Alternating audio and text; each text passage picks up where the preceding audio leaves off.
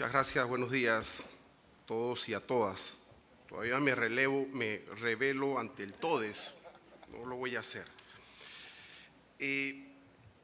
Gracias al Instituto y a los organizadores siempre por la invitación. Se preguntarán los abogados que transpiran derecho procesal y a los estudiantes, ¿qué hacemos nosotros hoy aquí hablando de política? ¿Cómo vamos a resolver los casos?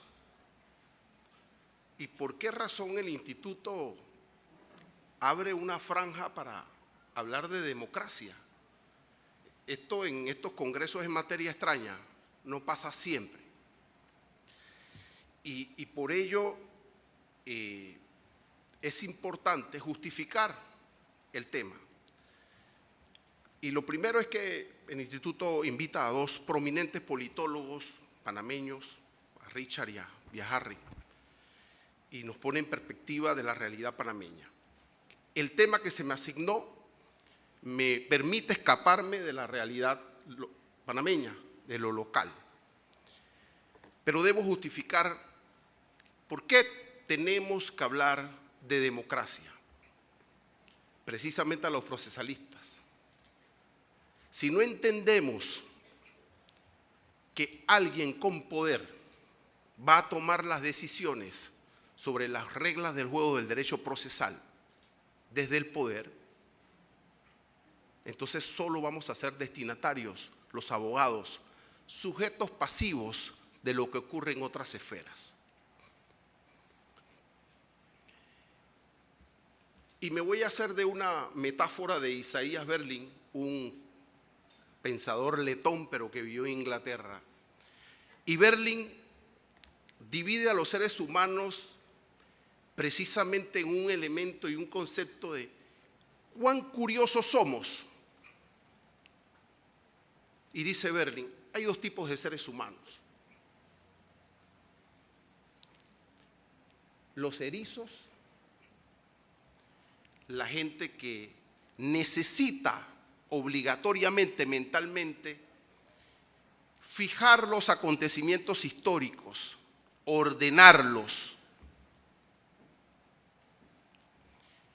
estudiar los sucesos individuales para construir una especie de teología y poder, en función de eso, explicar el mundo bajo una sola idea. Ideas absolutas. Dice Berlin, los erizos saben una sola cosa, pero profunda. Entonces empecemos a preguntarnos aquí si eso somos nosotros, erizos, especialistas en derecho procesal, y debemos saber más derecho procesal, porque ahí vamos a encontrar la explicación del derecho y de lo que hacemos como abogados. Ahora Berlin dice, cuidado, que por ahí hay zorros. Gente que vive en la diversidad, gente que no cree en las verdades absolutas, se revela ante eso y entiende que el conocimiento vive en constante contradicción. ¿Quiénes son erizos? Dice Berlin, Platón, Dostoyevsky, Hegel. ¿Y quiénes son zorros? El propio Berlin, Aristóteles,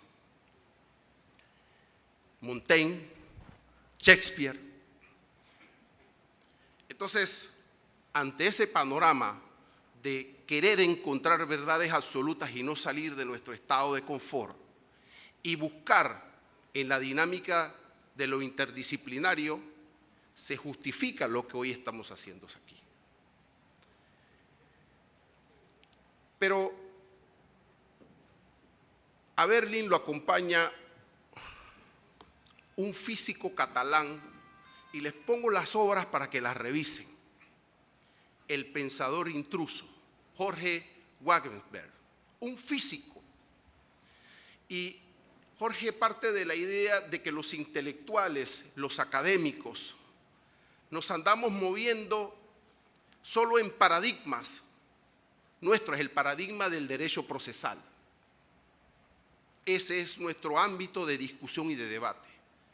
Pero la tesis de Wagensberg como pensador intruso es que hay que romper las fronteras de los otros paradigmas, invadirlas, disfrutar del gozo intelectual de hablar de otras cosas.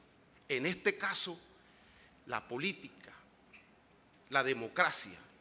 Y cómo logramos identificar como abogados las coincidencias y las disidencias entre la política y el derecho, o entre la democracia y la ley, para construir ¿qué cosas? El Estado democrático y de derecho.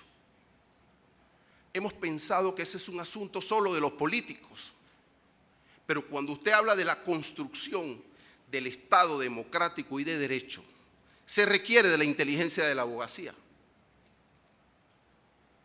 Pero hay que estudiarla y entenderla.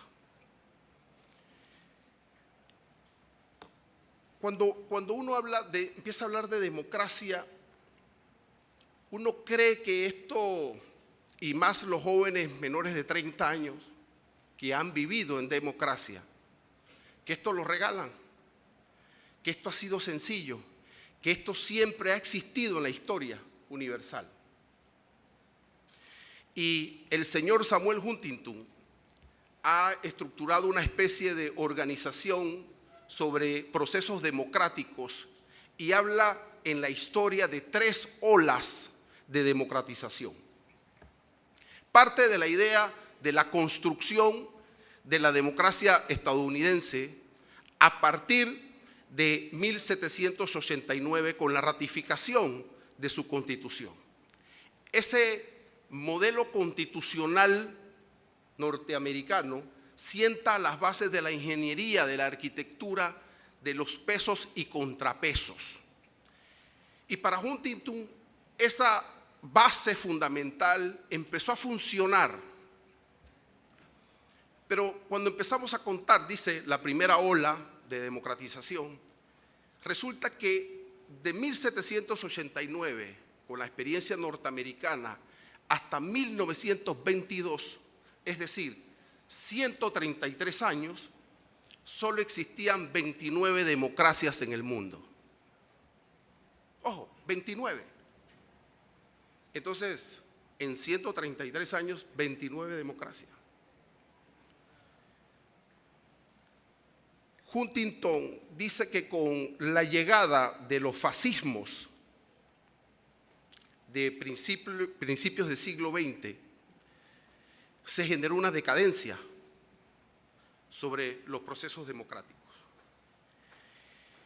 Y en 1942, solo 12 países en el mundo mantenían democracias.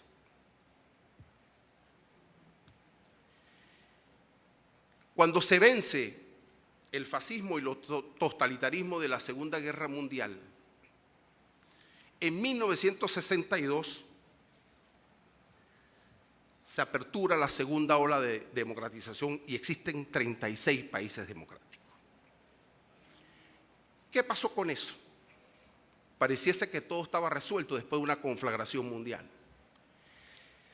En América llegan las dictaduras militares. En España y Portugal llegan las dictaduras fascistas. Europa del Este, las llamadas nomenclaturas del Este bajo la égida de la URSS, y los totalitarismos de Asia. Y se genera una decadencia de los procesos de democratización. Y surge luego en los 80s y los 90s el resurgimiento democrático.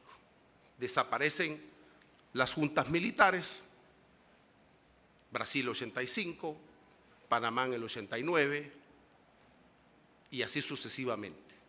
Se genera un proceso de descolonización de las colonias africanas y de Asia y empieza a surgir una nueva ola de democratización. Cuando hablamos de las olas es porque llegan y retroceden. Entonces la cuestión es la siguiente: ¿cuál es el estado de la discusión hoy? ¿Cómo estamos? ¿Vivimos en democracia? El señor Francis Fukuyama, en 1989, publica un libro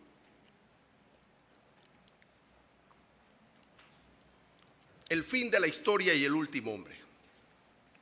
Y Fukuyama dice en el 89, como ya desaparecieron los totalitarismos y nace la democracia liberal, ya no tiene enemigo la democracia. Y como no tiene la democracia enemigos, entonces mi hipótesis es que surge el fin de la historia porque ya esa democracia no tiene que pelear con nadie. Y al pobre Fukuyama, sabrán los politólogos, le han caído como saco de boxeo. Porque después de los 90, cada vez que ocurrían cosas, decían, pero vuelve y resurgió la historia. No es cierto lo que dice Fukuyama. Pero no era el pensamiento de Fukuyama. Era frente al concepto de que ya la democracia estaba libre de esos debates totalitarios y fascistas. Pero hay un grupo de politólogos que han dicho, no es cierto. Hoy la democracia está en decadencia. Hoy la democracia tiene que luchar ante los populismos de izquierdas y derechas. Hoy la democracia tiene que luchar contra los estados teocráticos. Hoy la democracia liberal tiene que luchar con los capitalismos salvajes y totalitarios. Entonces, el estado del debate de hoy es que precisamente han llegado otras fórmulas de gobiernos, de poder que están combatiendo la democracia liberal. Está en una especie de decadencia, de contradicciones, la llamada democracia. Ahora, ¿qué es esto de democracia? ¿Qué se supone que es? Porque la mayoría de la gente dice esto es el gobierno del pueblo, manda el pueblo, y eso es cierto. Entonces Popper en el 45, en su obra La sociedad abierta y sus enemigos, dice, la cuestión no es quién manda, asumimos que manda el pueblo. Ese no es el debate. El debate a la pregunta fundamental, según Popper, es cómo se soluciona el problema para descartar el mal liderazgo sin derramamiento de sangre. Cuando una sociedad tiene la capacidad de sustituir, de revocar a sus gobernantes, a sus malos gobernantes, sin procesos revolucionarios, sin derramamiento de sangre, allí hay democracia, según Popper. Y don John Miller, en un libro Democracia y Capitalismo, va más allá. Y dice Miller que hay democracia cuando la sociedad tiene derecho a quejarse, cuando usted se puede quejar y puede criticar a sus gobernantes. Pero no solo eso, no debe existir consecuencias para el que se queja, para el que censura y critica. Es decir, controlar el monopolio de la fuerza de los que nos gobiernan. Cuando eso pasa, ahí hay democracia, según Miller.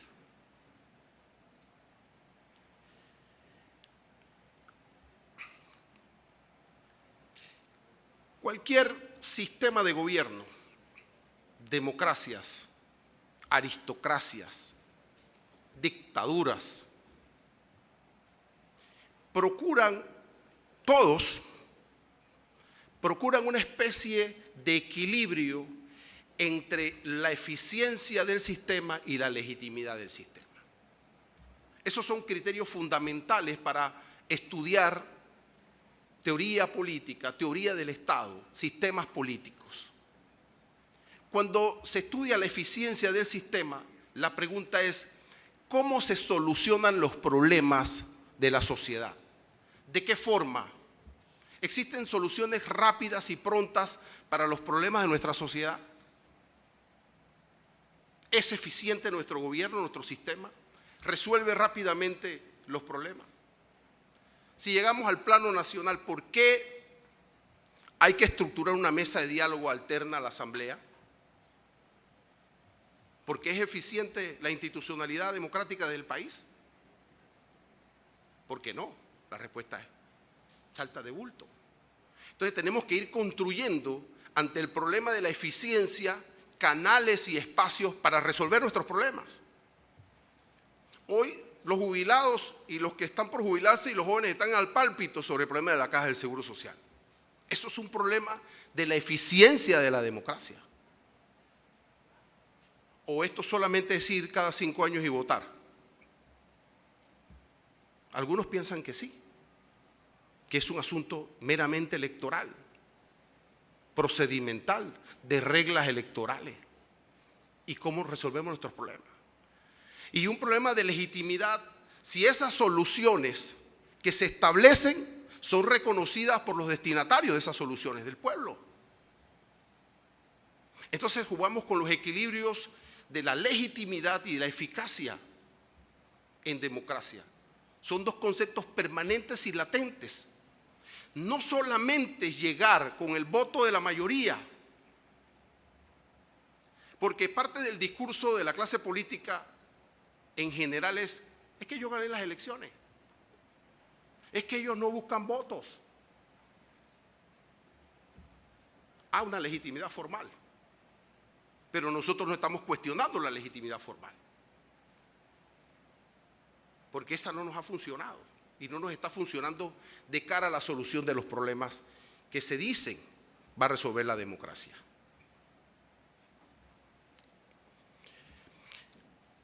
Hablar de hace 25 siglos de la democracia de Pericles, de la democracia directa, no es asunto de este tema, de democracia moderna.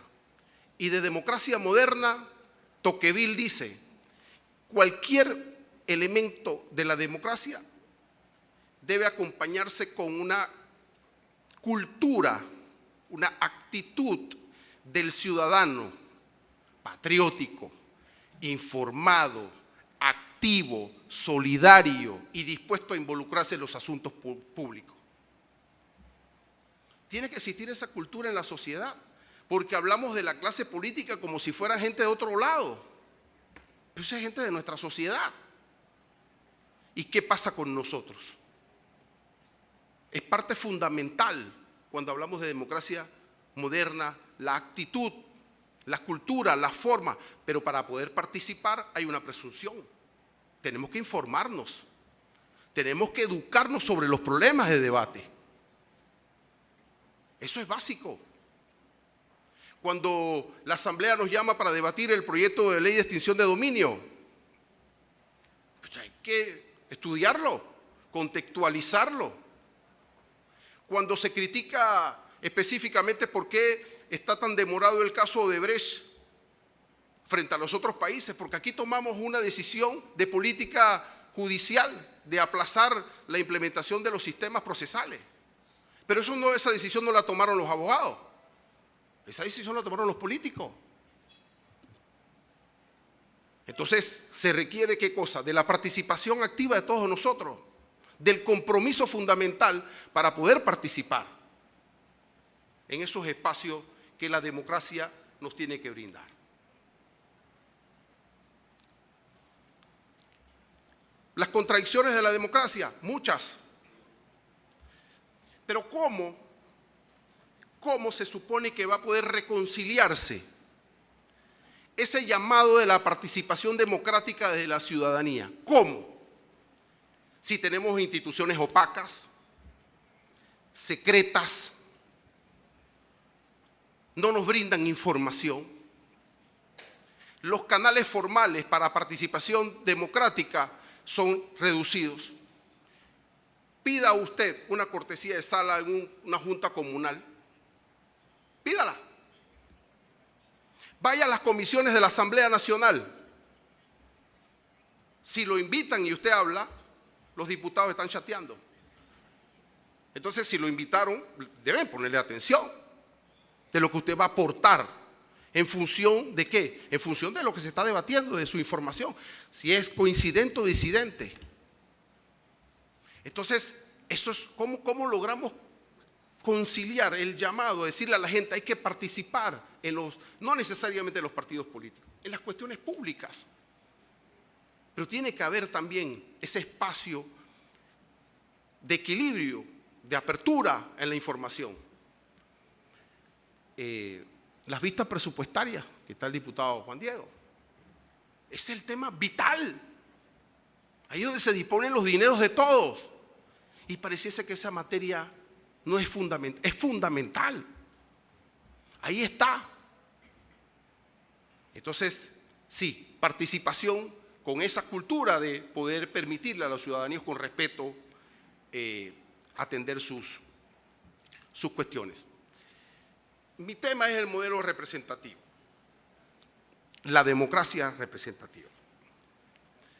Y Rousseau, antes de la Revolución, decía, el soberano no es más que un concepto colectivo, solo puede ser representado por sí mismo.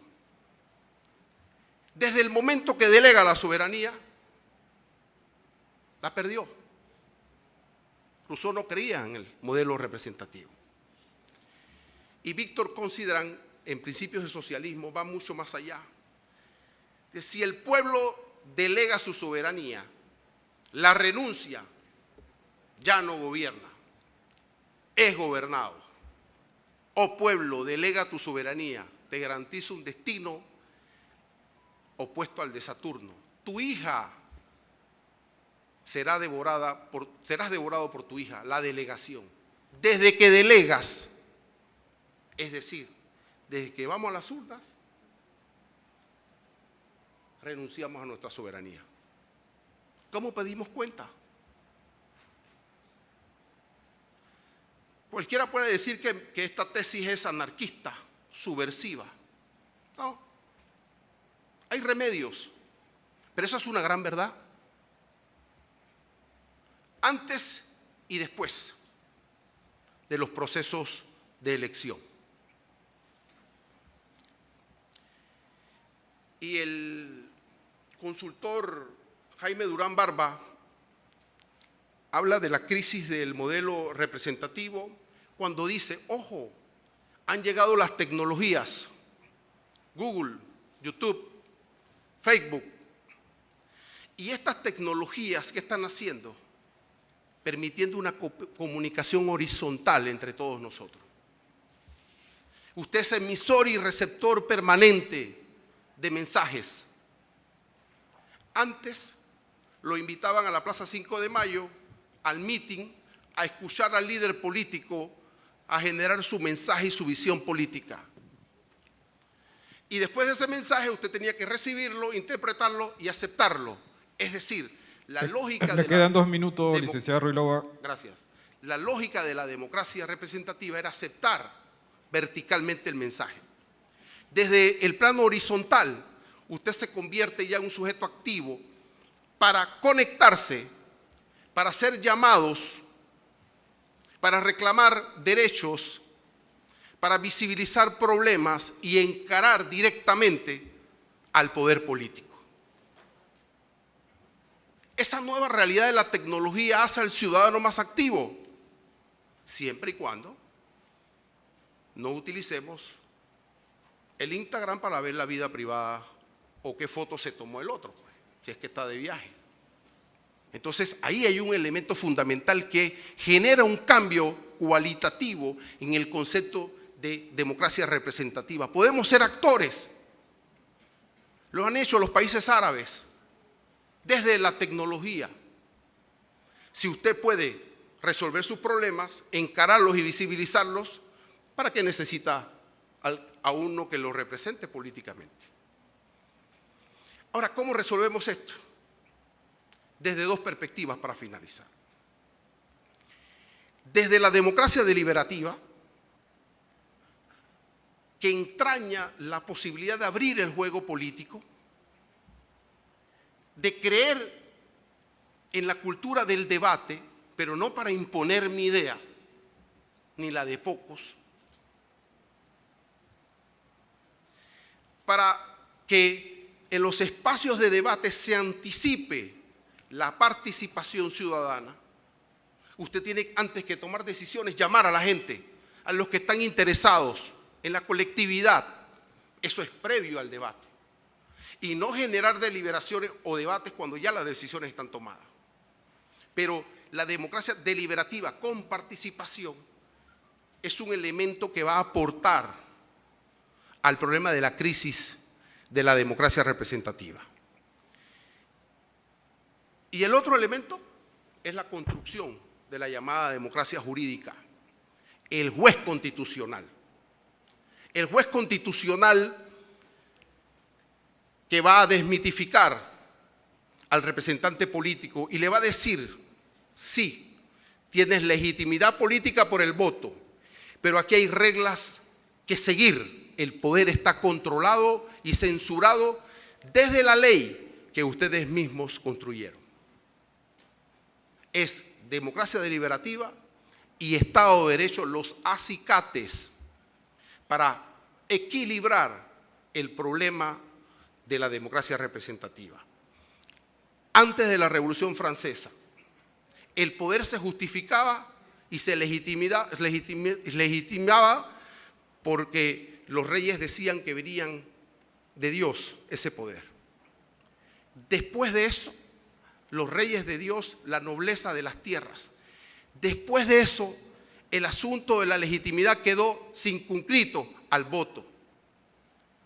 El voto parece que legitima todo acto de nuestros representantes políticos. Ojo, un juez constitucional independiente, un juez constitucional con cultura y que sienta que participa en el juego político. Es parte del juego político. Se le agotó el tiempo, licenciado Ruiloba. Gracias. Saludos.